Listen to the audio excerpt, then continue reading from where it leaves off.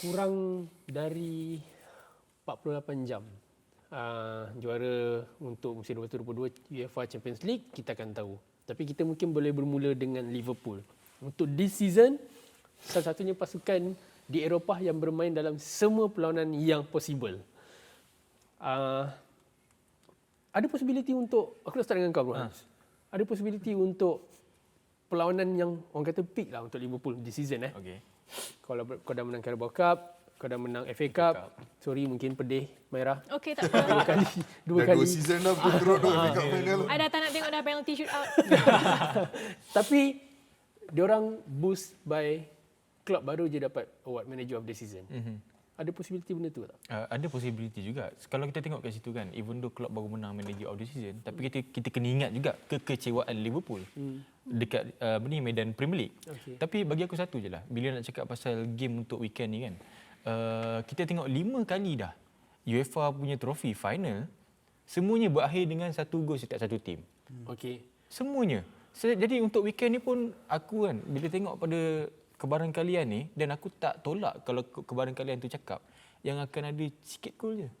Ataupun benda ni akan didrag ke penalti juga. Janganlah. Aku tak nak. Jenuh lah. Aku tak nak benda tu. Tapi kebarangkalian tu memang ada. Tapi aku just harap dia akan jadi open game yang bagi aku memang susah nak terjadi final.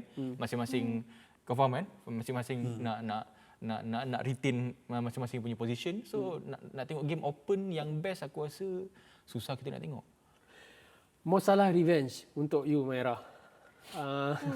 Tapi Ramos dah tak ada. Tak adalah maksudnya. Dia nak marah siapa? Salah Ramos kan. Tapi Mo Salah revenge. Itu yang diorang sebut. Technically Salah nak claim balik apa yang mungkin sepatutnya dia dapat beberapa tahun lepas. And this season dia ada peluang nak buat lagi sekali. Tapi I personally kata dia boleh buat benda tu, tapi kita kena admit yang that season is the best Mo Salah ever dekat Liverpool. So, situasi dah lain, pressure dah lain. Tapi untuk you, bila I cakap Mo Salah revenge? Untuk I, Mo Salahnya revenge. I rasa this season, bukanlah unlikely. Tapi macam this season kalau you tengok the entire season of Liverpool, dia macam a bit overshadowed by how good Mane has been this season. Okay. Then the arrival of Luis Diaz. So I rasa untuk the final pun, my main macam point of entertainment lah kot kan. Is more to Diaz and Mane rather than Mo Salah playing well or macam getting his revenge to me. Tapi yang disebut di hadapan kamera untuk melakukan revenge adalah Mo Salah sendiri. Betul. Dia yang paling banyak cakap lah pasal dia punya revenge ni kan. Aku tak suka sebenarnya bila player terlalu banyak bercakap sebelum perlawanan sebenarnya karakter tu. Tapi satu benda yang aku nak sentuh lagi mungkin dengan kau Kish, tentang kemungkinan besar Thiago tak ada. Fabinho dah start turun training. Aku rasa tu moral boost untuk Liverpool. Tapi tak ada Thiago. No, tak ada Thiago tu bagi aku it's a massive blow. Bila kau nak lawan Real Madrid, yang mana kekuatan mereka sangat fokus terhadap bahagian tengah tu. Kita kena ingat simple example, lawan PSG, lawan Chelsea. Yes, kau boleh mention Karim Benzema, Rodrigo and all that, Luka Modric. But it's that midfield that changed the game. Luka Modric yang mengubah haluan perlawanan, Kamavinga yang masuk sebagai super sub and mengubah direction dalam kedua-dua perlawanan tersebut. So Real Madrid punya core strength tu datang daripada bahagian tengah. Bahagian tengah yang boleh mengawal, bahagian tengah yang boleh menjaringkan gol, bahagian tengah yang boleh mencipta peluang. Dan menentang sebuah bahagian tengah yang sangat dynamic seperti itu, you need your best players available. Bukan aku nak kata Henderson dengan Fabinho can't do a job. Okay. They probably can do a job. Tapi Thiago adalah individu yang memainkan peranan yang sangat besar musim ini. Musim ini banyak fokus yang tertumpu kepada Luis Diaz. Banyak yang tertumpu kepada Mo Salah, Sadio Mane. Tapi my pick for player of the season untuk Liverpool adalah Thiago. Sebab aku rasa apa yang dia buat season ni dari segi controlling that tempo, menambah satu dimensi yang berbeza. Kalau sebelum ni Liverpool hanya bergantung kepada bola-bola direct daripada bahagian sayap Robertson and Trent Alexander-Arnold untuk supply diorang punya front three. Tiba-tiba sekarang kau ada element of unpredictability sebab Thiago boleh masuk into different pockets and play that same ball. And bagi aku, having a player like him is so important, especially bila kau nak lawan Real Madrid. So that's why aku cakap it's very difficult untuk aku nak gauge outcome perlawanan ini, tapi segalanya mungkin akan bergantung kepada Thiago ada atau tidak atas padang. Tapi kita sambung cerita tentang Mane tadi. Okey. Untuk engkau, dia dah cakap satu part, mungkin Luis Diaz dan Mane yang mungkin mainkan peranan. Kau setuju dengan statement tu? Okey.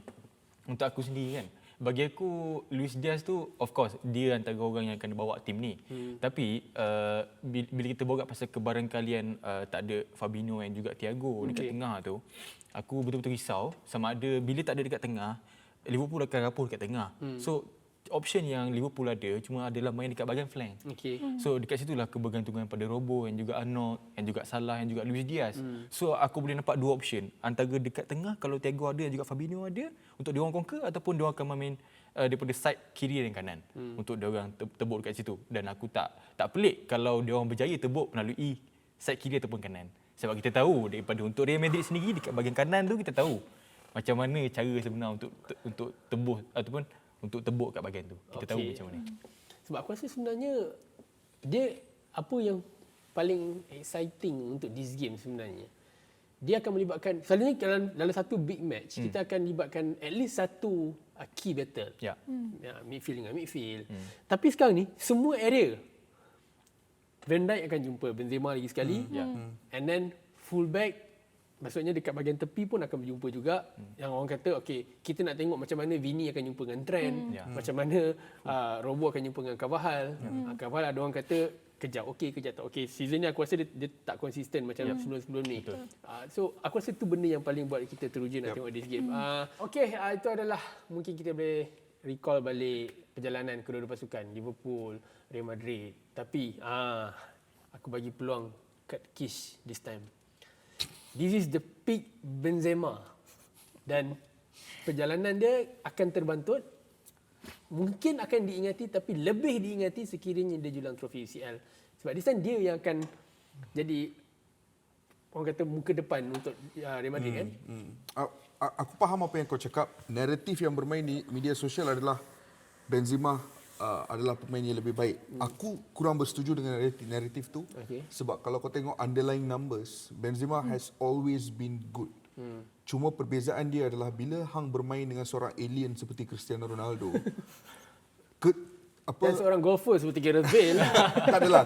Bila hang main dengan alien seperti Cristiano Ronaldo ataupun pemain-pemain Barca yang bermain dengan alien seperti Lionel Messi, yardstick, garis ukur untuk kesempurnaan tu naik 2-3 level.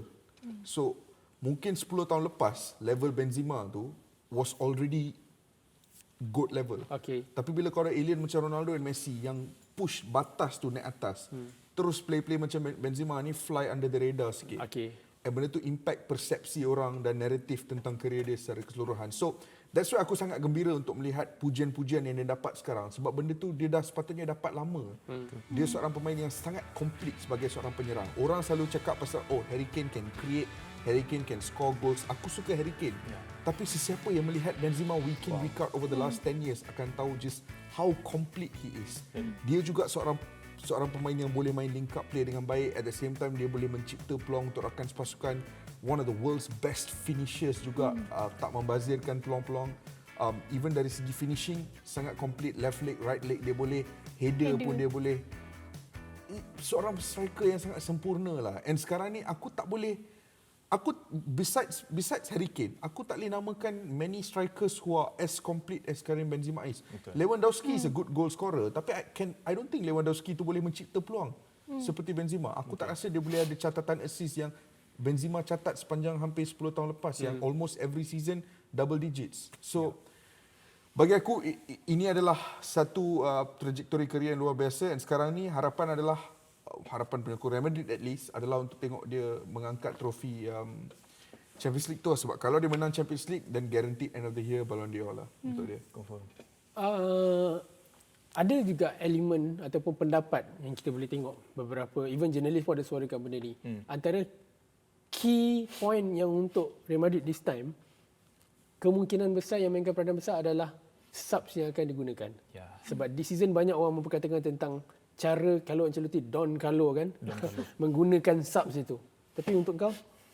Betul juga tu, tak ada masalah. Sebab kalau kita nak ambil naratif untuk let's say penggunaan Camavinga sendiri kan. Okay. And then sub-sub yang ada untuk Real Madrid ni sendiri. Aku tak tolak benda tu. Of course itulah sebenarnya yang membawa Real Madrid sampai ke final, dan bila kita tengok balik Real Madrid dalam season ni kan, aku boleh kata in terms of knockout, kau tahu tak, dalam banyak-banyak matches yang ada untuk UCL season ni, bagus ke tak bagus ke kan, kau tahu tak, the top 5 game yang diratedkan sebagai in worldwide sebagai game yang paling best, yang paling orang cakap gila, top 5, 4 daripada tu adalah game Real Madrid masa kat knockout. Tak ada siapa yang boleh deny benda tu. Kau cakap lagi Villarreal tu padu ke macam mana pun, kau cakap lagi game City macam mana pun, 4 teratas by fact Real Madrid. So kau bayangkan knockout sendiri pun Real Madrid dah macam tu punya bagus. Even though lagi dah tu kita tengok sendirilah siapa lawan Real Madrid sendiri. Chelsea, PSG, City. Kau bayangkan nama-nama yang bukan cikai-cikai lah senang cerita, dan dia orang tunaikan game tu dengan top rated performance in UCL season ni. So kau bayangkan kalau benda-benda yang majestic macam ni tak ditunaikan dalam final nanti, betapa sayangnya season UCL Real Madrid untuk kali ni. Kalau bercakap soal daripada side Real Madrid, Maira. Kalau 3-4 tahun lepas ataupun dalam previous pertemuan orang di final UCL, mungkin that time orang kata dia melibatkan experience dan juga eager untuk menang. Contohnya mungkin that time experience datang kat Real Madrid, jelah dia dah menang Champions League berapa kali masa tu. Dan squad dia jauh lebih matang berbanding Liverpool that time yang baru nak start dengan Klopp beberapa 1-2 season macam tu. Tapi this time bagi aku balance tu, and even Liverpool lebih berpengalaman sebenarnya. Lebih matang squad dia. Tapi efek pemain-pemain daripada pemain yang muda ni sebenarnya dia boleh main peranan besar juga. Contohnya macam Rodrigo and even Vini contohnya. Dan untuk you, bila bercakap soal nama yang saya sebut tadi, Rodrigo and Vini, this time diorang akan berdepan dengan Rodrigo kemungkinan besar akan start daripada bangku simpanan. Kita boleh expect benda tu. Tapi Vini, apa yang you look forward untuk Vini jumpa trend this time? Okay. Sama ada seorang akan mengah, tak tahu siapa yang mengah. Vini lari sia-sia ataupun tak tahu lah daripada you. Okay. Just nak start, I dah rasa macam tengok La Liga kan, daripada first game week, second game week, third game week, fourth game week. By game week 4, Vinicius dah break dia punya goal scoring record of like 2 seasons ago tau. This season you are seeing like a completely different Vinicius. Dia dah develop gameplay dia, link up play dia. Dia mungkin tak bolot sangat bola sikit. And then main dengan Benzema, perfect chemistry. Kawan-kawan pun dah start passing. Dulu tak ada passing. Betul. Dulu tak passing. To me, Vinicius will be one of the key points jugalah Vini dengan Trent punya battle ni. I tak tahulah fair ke tak kalau I cakap this season Trent has not been so good defensively. Bahagian ni best ni sebab Vinicius nak jumpa dengan Arnold kan. Kita tahu capability Arnold macam mana dekat bahagian defensif. Betul. Dan kita tengok Vini, even though kalau taklah counter attack pun, kalau taklah macam mana pun, berapa banyak dah player yang dia dribble pass untuk season ni. UCL yang juga dah Liga. Amazing, tremendous.